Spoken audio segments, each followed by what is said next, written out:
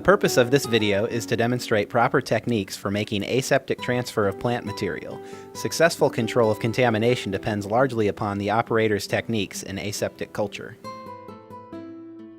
In plant tissue culture, small pieces of plant tissue are placed on or in a medium rich in nutrients and sugar. If bacteria or fungi come in contact with the plant tissue or the medium, the culture becomes contaminated. The contaminants, bacteria and fungi, will use nutrients from the medium and quickly multiply and overwhelm the culture. Pathogenic contaminants will also destroy the plant tissue. Our aim is to surface sterilize the plant tissue and put it on a sterile growth medium without any bacteria or fungi getting on the plant or medium. This is not easy because bacteria and fungal spores are in the air, on us, in us, and under us. When you see sunlight shining in a window, you can, from certain angles, see dust particles in the air. There are hundreds of bacteria attached to each dust particle.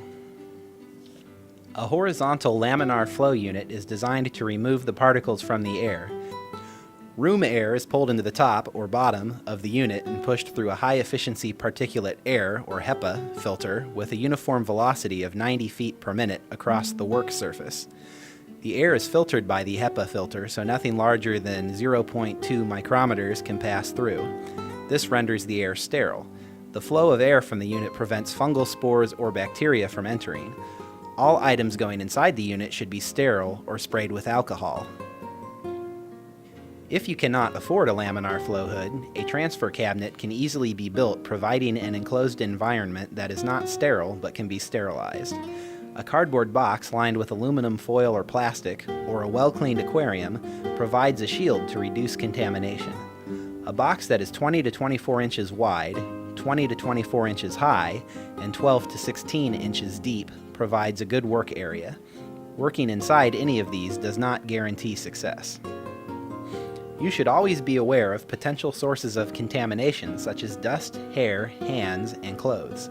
All jewelry should be removed, hands washed, sleeves rolled up, and long hair tied back. Hands should be washed, not scrubbed. Scrubbing dries hands and creates flakes of skin that have bacteria, and sprayed with 70% ethyl or isopropyl alcohol, or coated with isopropyl alcohol gel. Gloves and masks provide extra protection. Do not lean over the work area. Keep your back against the backrest of your chair. Try to work with your arms straight. This position may feel awkward, but it will reduce contamination. Talking or sneezing while culture material is exposed can also lead to contamination. Do not pass non-sterile items over sterile areas or items. Reach around rather than over. Make your movements smooth so that you do not disturb the air more than is necessary. Work quickly though. The longer it takes to manipulate the tissues, the greater the chance of contamination. Have only the necessary items in the sterile work area.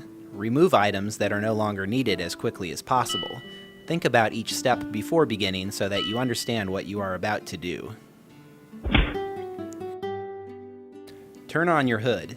Spray or wipe down the hood in transfer areas with 70% alcohol, approximately 30 minutes before starting to make transfers. A sterile work surface is needed on which to place the sterile tissue to trim it.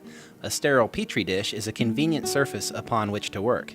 Glass petri dishes can be autoclaved and reused.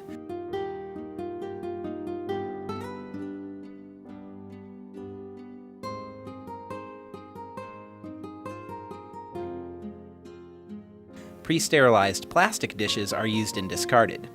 Spray the bag of dishes with 70% alcohol before you open it and place the desired number of unopened dishes at each station. Each dish has two sterile surfaces, the inside top and inside bottom. When transferring plant parts from one container to another, do not touch the inside edges of either vessel. By observing where contamination arises in a culture vessel, you may be able to determine the source of the contaminant. Check cultures every 3 to 5 days for contamination. Slimy areas mean bacterial contamination, while fuzzy areas are due to fungal contamination. Do not open containers that are contaminated. The contaminants could be harmful. The only safe way to dispose of these is to autoclave or pressure cook them for 15 minutes at 15 psi. Contaminated plastic dishes can be placed inside a large can or autoclavable bag to be sterilized before discarding. To recap, 1. Always spray or wipe down the transfer area approximately 30 minutes prior to work. 2. Always keep your face and head away from the cultures you are transferring. Remember that most contaminants are introduced through poor technique. 3. Work with your hands in front of you. Avoid talking with others around you when making sterile transfers. 4. Use a glass bead sterilizer or alcohol lamp to flame your transfer instruments between transfers. Remember to allow the instruments to cool between transfers. 5. Keep your transfer area clean and uncluttered. 6. Check your cultures every 3 to 5 days for contamination.